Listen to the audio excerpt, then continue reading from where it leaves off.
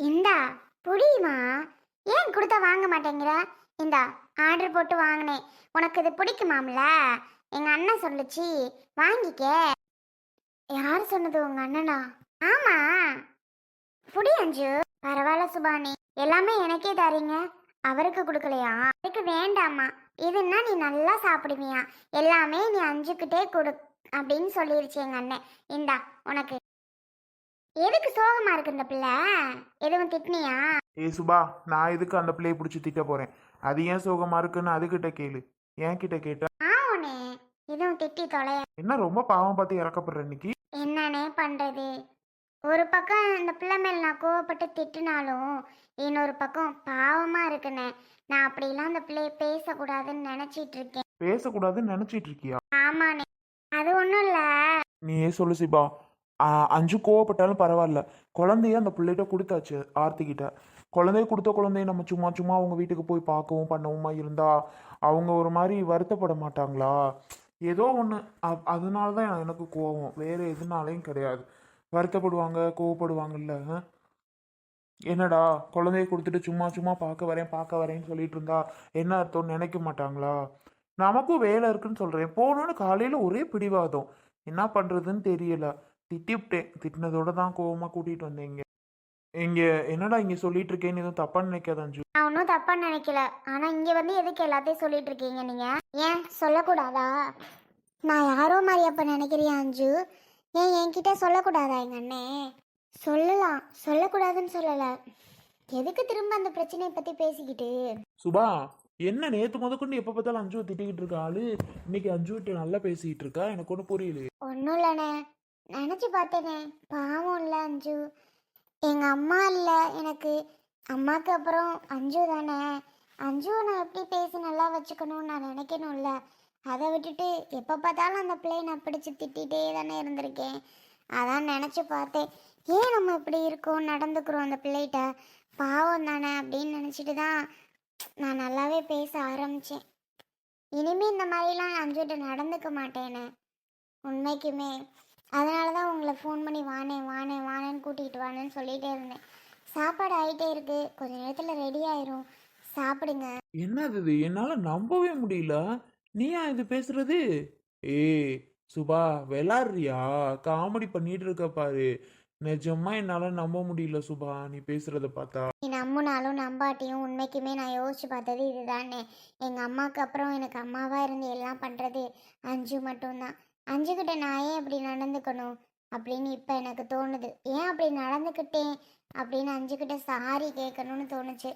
அஞ்சு சாரி, மன்னிச்சுக்கோ. நான் உன்னை ரொம்ப காயப்படுத்தியிருக்கேன் அஞ்சு, ரொம்பவே உன் மனசை கஷ்டப்படுத்தியிருக்கேன். நான் உன்கிட்ட எவ்வளோ சாரி கேட்டாலும் அதுக்கு ஈடே ஆகாது. ரொம்ப மன்னிச்சிருமா என் மேலே.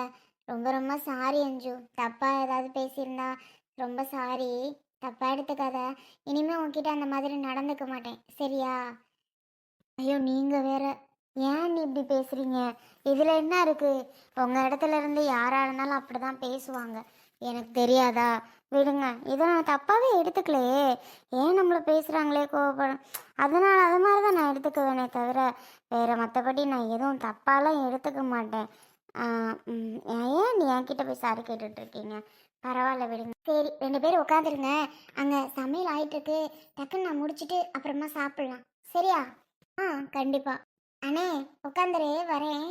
இப்போ என்னாச்சு? எதுவும் என் மேல கோவம் மண்ணடா பிடிச்சு இப்படி திட்டானேன்னு? இல்லைங்க, என் மேலே தான் தப்பு. சும்மா சும்மா அங்கே போகிறது தப்பு தானே.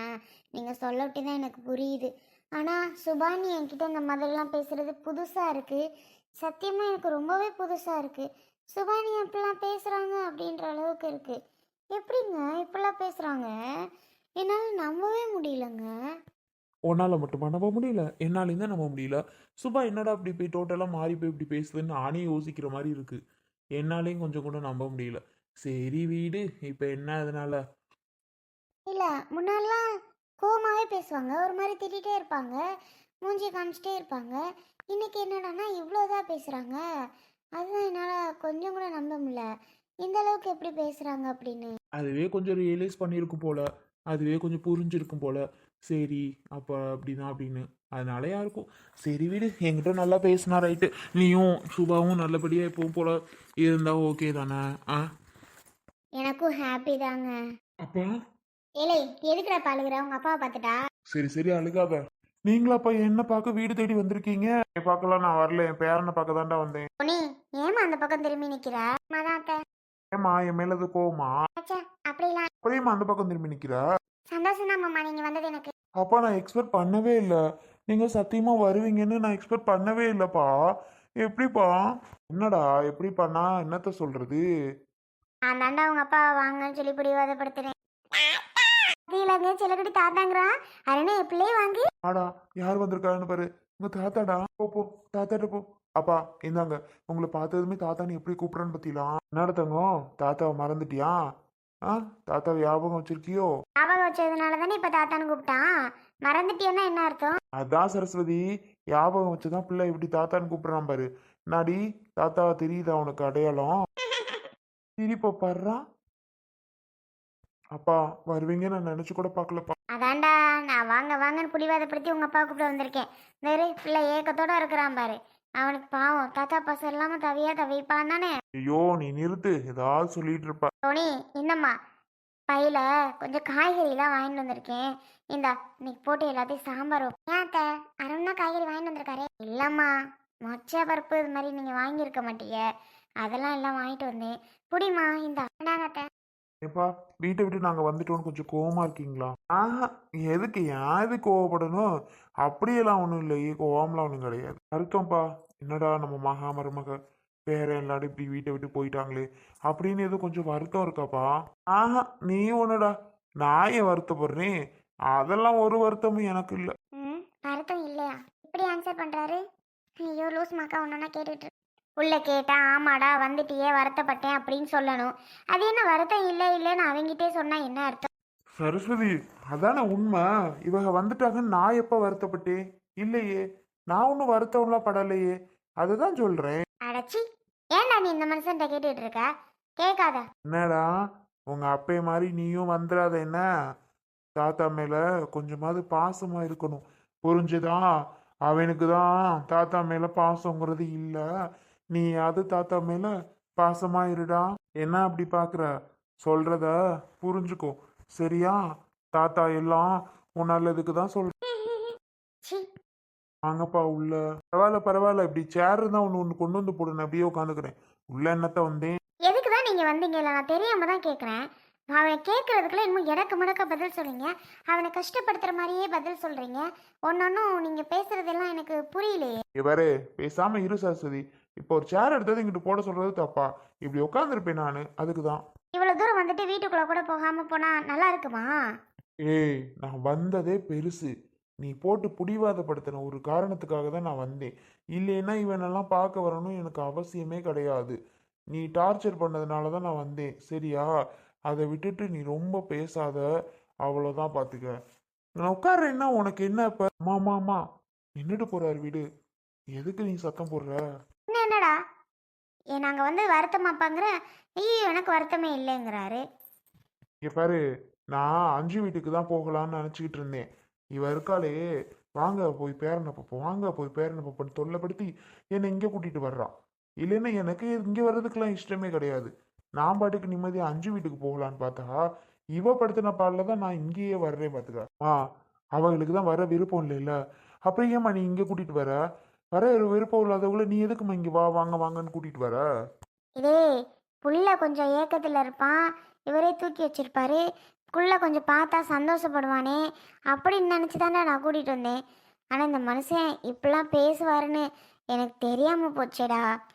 ஐயோ கடவுளே, ஏன்டா இந்த ஆளெல்லாம் கூட்டிகிட்டு வந்தோன்னு இருக்குடாருன்னு. சரி சரி பிள்ளைய பிடி, நான் பஸ்ஸை பிடிச்சி கிளம்புறேன்.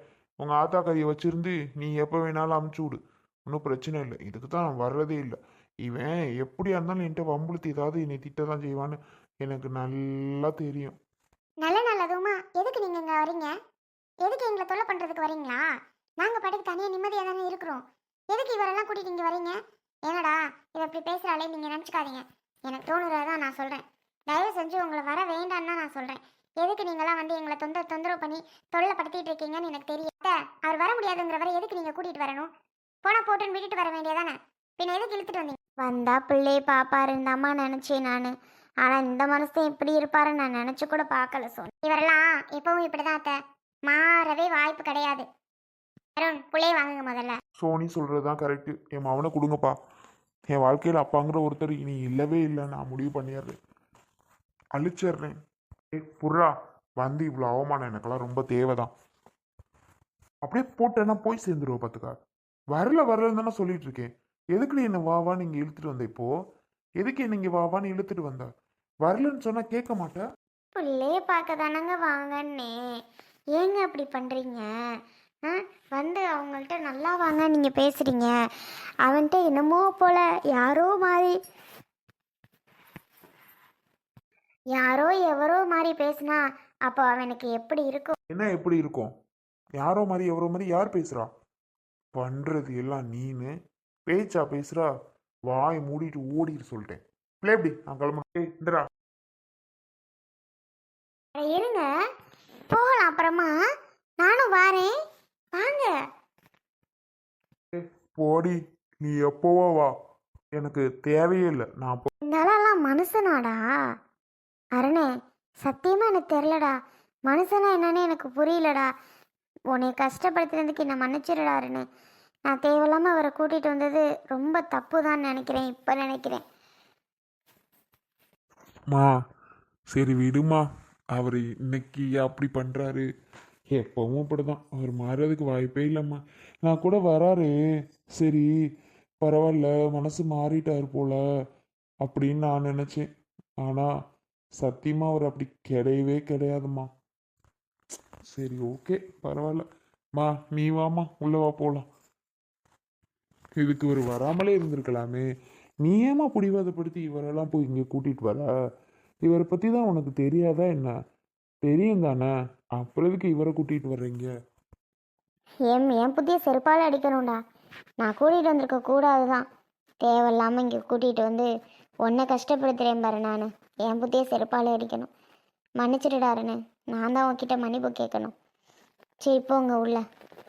வான்னு கூப்பிட்டோன்னு 2-3 வாட்டி சொன்னோன்னு வந்துட்டாடுறா. சரின்னு பார்த்தா அதானே தெரியுது. சரி உள்ள வாங்க அத்தை.